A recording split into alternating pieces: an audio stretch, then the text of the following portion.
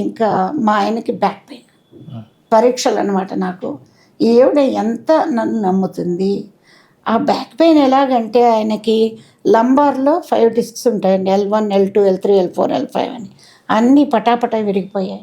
ఆయనకి spinal stenosis అని వాళ్ళ ఇంట్లో ఫ్యామిలీలో ఉంది. ఈయనకి మాత్రం అన్ని పటాపటలుగా ఇరిగిపోయి 94 అంటే జనదృష్టి కూడా చాలా ఉంటుంది మా మీద. వీళ్ళెవరు చేయటానికి, వీళ్ళు బ్రాహ్మణం చేస్తున్నారా, వీళ్ళే ఎందుకు చేయాలి, మనం టెంపుల్ కట్టాం మనం ఎందుకు చేయటం లేదు, మనం హోమంలో ఎందుకు కూర్చోడం. కానీ వాళ్ళందరూ మంచివాళ్ళు. అది అలా పోయిందని నేను అనుకుంటాను.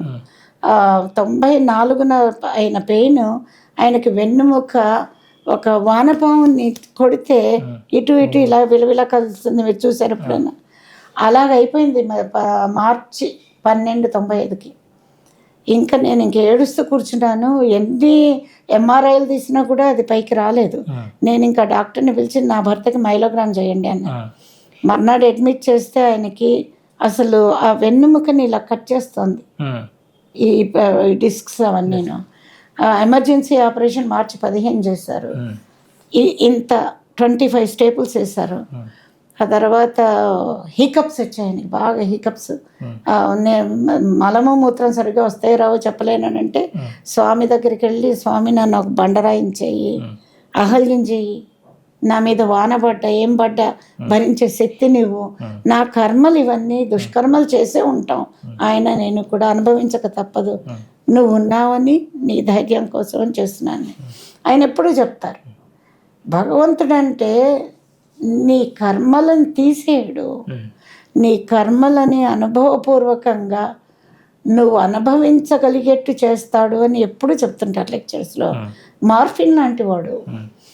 ఇలాగని ఆయనకి ఇంత ఉన్నా కూడా 1 గ్రాము మార్ఫిన్ తీసుకోలేదండి ఆయన. పెయిన్ లేదంటాడు. సరే ఆయన హాస్పిటల్లో ఉన్నాడు కదా అని ఆయనకి అన్ని గడ్డం అవన్నీ చేసి డ్రెస్ చేసి నేను వర్క్కి వెళ్ళాను. మళ్ళీ 4-5 వారాలు వెళ్ళక్కర్లేదు, కాల్లో ఉండనని. అయితే నేను వెళ్ళినప్పటి నుంచి ఆయనకి అని ఇలా హీకప్స్ అనమాట. హీకప్స్ ఎవ్వరు తగ్గించలేకపోయారట. డాక్టర్స్ వచ్చారు, ఇంజెక్షన్స్ ఇచ్చారు, మార్ఫిన్ ఇచ్చారు, ఇంకేదో ఇచ్చారు, శ్వాస తగ్గేది ఇచ్చారు, ఏది తగ్గలేదట. నేను వచ్చేటప్పటికి ఇలా డీలా పడిపోయి ఉన్నాడు, డైజీలాగా వదిలిపెట్టి నేను డీలా పడిపోయి ఉన్నాడు.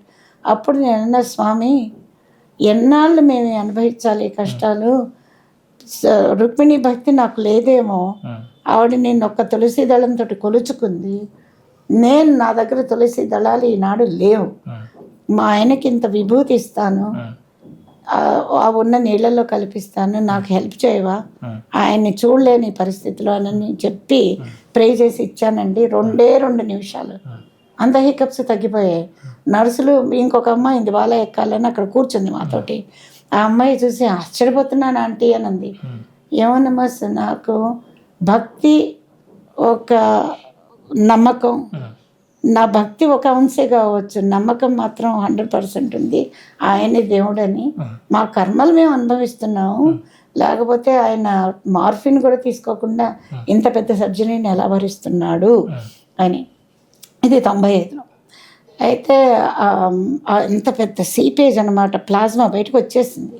ఏమైపోతుందో ఈయనకి లోపల వెన్నులో అని భయం వేసింది. మళ్ళీ ఆయన ఇప్పుడు మెసేజ్ పంపించారు మా ఆడపడుచు దగ్గరికి వెళ్ళి, ఇన్ని విభూతి ప్యాకెట్లు ఇచ్చేసి ఆవిడకి, నీ తమ్ముడికి ఏమీ కాదు, కేన్ పట్టుకొని 2 నెలలు నడుస్తాడు, నా బాధ్యత, మామూలుగా ఉంటాడు, ఇంకా ఏమీ కాదని. ఆయనకి చేసిన సర్జరీలో కూడా ఇప్పుడంతా ఇది ఫిక్స్ చేయడం అది ఫిక్స్ చేయడం రకరకాలు చేస్తున్నారు. మోస్ట్ అన్కన్వెన్షనల్ సర్జరీ, ఏమీ యునైట్ చేయలేదు. హీ హ్యాస్ లిగమెంట్స్, మజిల్స్, వాటిని స్ట్రెంగ్తన్ చేసుకో, కానీ ఆయన ఏమీ బరువులు ఎత్తడానికి వీల్లేదు. ఇలా అని మిల్క్ గ్యాలన్ కూడా తీయటానికి వీల్లేదు. మా గ్యాలన్ సైజు కంటైనర్స్ నువ్వే చూసుకోవాలని అన్నారు. అంటే అదే టైం అప్పుడు మార్చి 15 కింద సర్జ్ అయితే నాకు పని అమ్మాయి వచ్చేది రోజు. ఆ అమ్మాయి బాగా తాగేసి డ్యాన్స్ చేసి కింద పడి యాంకిల్ ఫ్రాక్చర్ అయిపోయి పిన్స్ పెట్టి ఆ అమ్మాయి ఇంకా పని చేయడానికి రావడానికి లేకపోయింది. మీరు చూడాలి నాకు ఎలా తిప్పారో స్వామి. నేనే పని మనిషిని, నేనే డాక్టర్ని, నేనే యజమానిని, అంటే డాక్టర్స్కి మేనేజ్ చేసుకోవాల్సింది నేనే, నా క్లినిక్లో వంట మనిషిని, ఆ తర్వాత మా ఆయన్ని చూసుకోవాల్సిన భార్యని, ఓ పక్క తల్లిని, ఇవన్నీ చేసుకోవడానికి ఇంకా పైగా కూరలు అవన్నీ తెచ్చుకోవడం. మా పిల్లలు ఇంకా చిన్న పిల్లవాళ్ళు, వాళ్ళని కూర్చోబెట్టి నేను తీసుకురావాల్సిందే. వాళ్ళు డ్రైవింగ్ రాదు అప్పటికి. నేను అర్ధరాత్రి 10 తర్వాత వెళ్ళేదాన్ని, 12 లోపల వాళ్ళకి స్టోర్ కట్ చేయబోతుంటే. ఆ 12 తర్వాత వచ్చి మళ్ళీ ఈయనకి ఏ ఇన్ఫెక్షన్ రాకూడదని ఇల్లంతా లైసాల్ పోసి కడిగేదాన్ని. ఆ తర్వాత తుడిచేదాన్ని ఫర్నిచర్ అంతా. 1-2 గంటలకు పడుకునేదాన్ని. పొద్దున్నే మళ్ళీ 5:30కి లేచేదాన్ని. లేచి ఆయనకి అన్ని ఫుడ్ ఐటమ్స్ చేసి, ఆయన లేవాలి ఇలా పుల్లి పట్టుకొని లేవాల్సి వచ్చేది. ఆ టేబుల్ దగ్గర పెట్టి వచ్చును. ఆ తర్వాత ఎవరో నర్సు ఒకళ్ళు వచ్చేవాళ్ళు. చివరికి అనిల్ కుమార్ గారి కూతురికి తెలిసి అమ్మాయి వచ్చింది. వీళ్ళు ఇచ్చిన విభూతి, స్వామి ఇచ్చిన విభూతి మాకు ఆయన నడిచి 2 నెలలు అయితే దాకా ఎవరు మాకు తెచ్చి ఇవ్వలేదు. విభూతి యోగం అంటే అది. ఆయన ఎప్పుడూ మనతోటే ఉన్నాడు. Omnipresent, omniscient, omnipotent. ఆయన ఇచ్చిన ప్రామిస్ ఏంటి, నువ్వు ఎక్కడున్నా నేను నీతోటే ఉన్నాను. ఆయన విభూతి యోగం వలన ఈయన బాగుపడ్డారు, నడిచారు. పార్ట్ టైం చేసేస్తానని 2 నెలల్లో వెళ్ళిపోయారు. అప్పటి నుంచి ఇప్పటికీ. ఆ తర్వాత ఇక్కడ నెక్ మీద కూడా సర్జరీ జరిగింది ఆయనకి 2006లో. అది ఎలా ఉందంటే ఆయన స్పైన్ ఇలా ఉండాల్సింది ఇలా వంచేసింది. అది బ్రీదింగ్ను హార్ట్ రేట్కి కంట్రోల్ చేసే సెంటర్స్ ఉంటాయి అక్కడ. ఈ పక్షవాతం లాగా వచ్చేసేయచ్చు, 4 పచ్చిపడిపోవచ్చు. నేను వెళ్ళాను, అప్పటికే ఆయన కాళ్ళు చేతులు ఇరగొట్టుకోవటం. స్వామి ఏం చేయాలి అని అంటే, నేను చూసుకున్నాను, కారులోంచే సౌజ్ఞ చేశారు. విభూతి చేతికి ఇవ్వక్కర్లేదు, విభూతి యోగం ఇవ్వాలి ఆయన. దానికోసం మనం తహతహలాడాలి. సర్జరీ చేస్తే అన్నాడు, your baba protected his spine and his extremities. His spine was bent like a C. And ఇది డాక్టర్లు ఎవరన్నా వింటే వాళ్ళకి తెలుస్తుంది. ఆయన భగవత్ తత్వం అంటే ఆయన ఏంటి, ధన్వంతరి అంటే ధన్వంతరి. ఇది కాక 2003లో కూడా ఆయనకి మేము ఇవన్నీ పడ్డాము. 2003లో మేము ఊరికే స్వామిని చూద్దాము, జైపూర్ అదంతా పిల్లలకి చూపిద్దాం, స్వామి చెప్పారు పిల్లల్ని తీసుకురా అని. ఇలా అనుకుంటే జైపూర్కి పోనివ్వలే స్వామి. ఫాగ్ అని చెప్పేసి కోరా అని ఫ్లైట్స్ క్యాన్సిల్ చేశారు. వెళ్ళేది ఒక రోజుకి. అందుకని హైదరాబాద్కి షిఫ్ట్ అయిపోయి జనవరి 1కి ఇంట్లో ఉండేట్టు వచ్చాం. ఆయన ఫస్ట్ సెకండ్ ఇలా లేచి కాఫీ కప్పు సోఫాలో కూర్చొని లేచే లోపల మళ్ళీ ప్రొలాప్స్ వచ్చింది. వచ్చి ఫుట్ పడిపోయింది, నడవలేకపోతున్నాడు, సివియర్ పెయిన్లో ఉన్నాడు. అప్పుడు నేను తీసుకొని వెళ్తే ఇక్కడ వాళ్ళు స్టీరాయిడ్స్ ఇవ్వండి, యాంటీ ఇన్ఫ్లమేటరీ ఇవ్వండి అని అంటే, నువ్వెవరు నాకు చెప్పడానికి అంటారు. మేము డాక్టర్కి కాల్ చేస్తాం అక్కడ. అయితే Meena, you take care of him, he needs anti inflammatory, there is nothing more than steroid. If they want to do surgery, if there is any way, నువ్వు ఇక్కడికి రాగలిగితే ఆయన పడుకోబెట్టేని తీసుకురా, ఫస్ట్ క్లాస్లో, కానీ అక్కడ సర్జరీ వద్దని చెప్పాడు. ఎందుకంటే ఈయన అన్కన్వెన్షనల్ సర్జరీ చేశాడు. అయితే ఇంకా నాకెవరున్నారు, నాకు ఒక అబ్బాయిని, మా పిల్లల్ని స్వామి దగ్గరికి పంపించి నాన్న గురించి లెటర్ ఇవ్వండి అని అంటే, ఆయన రోజు పిల్లల్ని రానివ్వరు, పెళ్లి కాని పిల్లల్ని ఒంటరిగా రానివ్వరు. ఆయన ఒక ఆవిడ గీతా పరమహంస సార్ ఉంటారు, ఆవిడ దగ్గరికి పోయి చెప్పి, పిల్లలకి అకామిడేషన్ చూసుకో, నువ్వు నీ దగ్గర పెట్టుకొని అంటే ఆవిడ పాపం చూసుకుంది. పిల్లల్ని రోజు చూస్తున్నారు, వెళ్తున్నారు. వీళ్ళు స్వామి అని అడగటానికి వీళ్ళకి నోరు రావటం. సో 5 లేదు 6 లేదు 7వ తేదీ కల్లా నేను అక్కడికి వెళ్ళాను.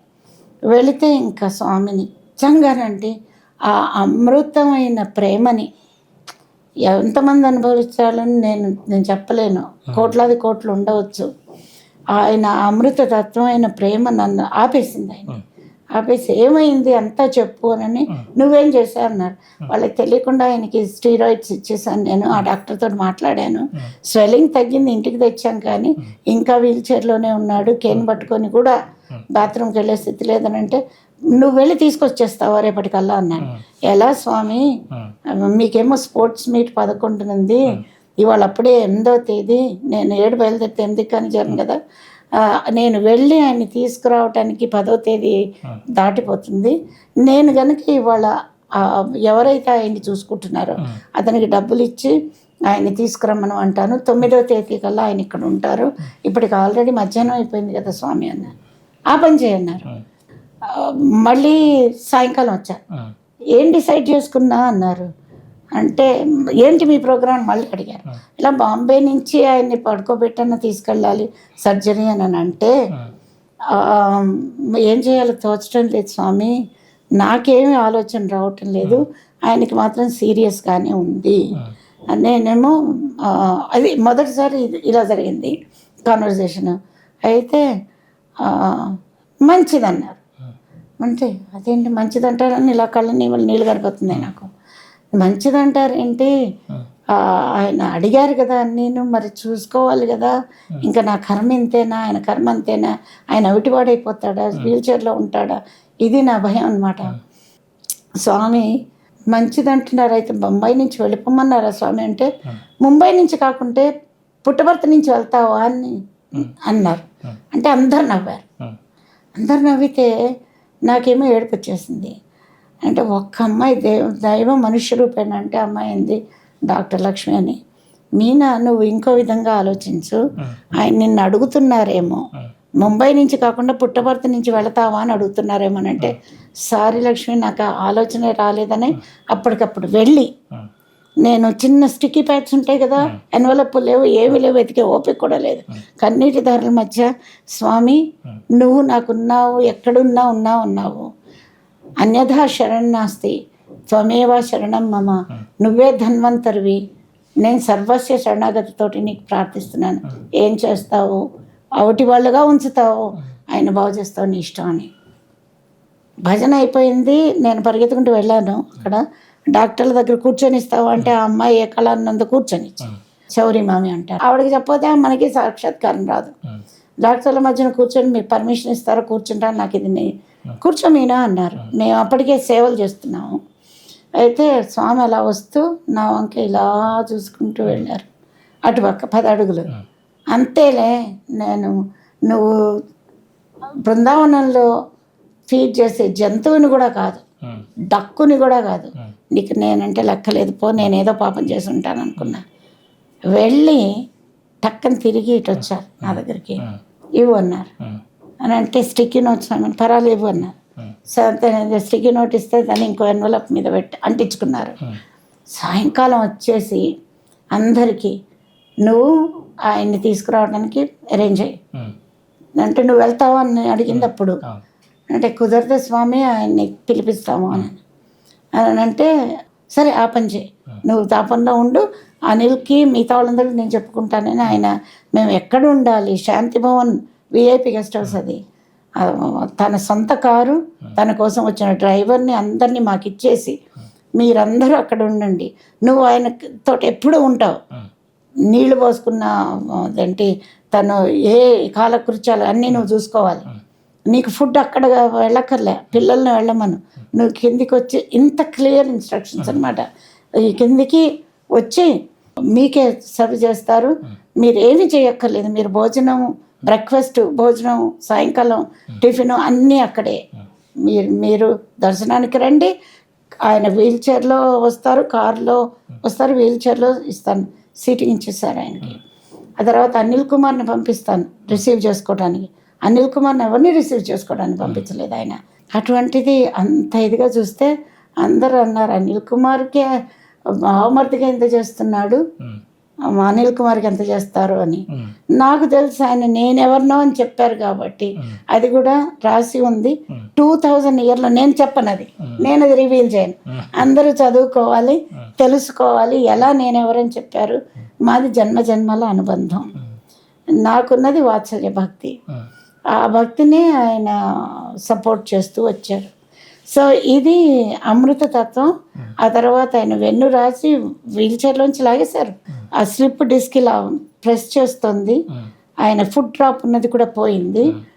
జనవరిలో ఉన్న డిస్క్స్ మళ్ళీ 9/9/2003 అని ఉంటాయి, కంప్లీట్గా సర్జికల్గా రిమూవ్ చేసి ఉండిపోయింది. అది ఎవరు చేస్తారండి, భగవంతుడే చేయగలడు, ఆయన భగవంతుడు కాదు, ఆయనకి విభూతులు లేవు, సిద్ధ పురుషుడు అని అంటే ఆయనకి విభూతులు అన్నీ ఉన్నాయి, నిర్వికల్పుడు, ఏ వేసుకోడు చేతికి, కాషాయ వస్త్రాలు తప్పించి అందరికీ అన్ని ఇచ్చే చెయ్యి ఆ చేతిలో ఉంది. మరి మామూలుగా చదువుకొని మనిషి, మరి ధన్వంతరి. నేను ఇక్కడ అనుకున్నది 10,000 మైళ్ళ దూరంలో ఆయన గుండెకి హత్తుకుపోయింది, గుండె నీది అన్నాడు. ఆ తర్వాత చాలాసార్లు వచ్చి చెప్పారు, నువ్వు నేను వేరు కాదమ్మా, మనది ఒకటే ఆత్మ, బాడీలు వేరు అంతే అన్నారు.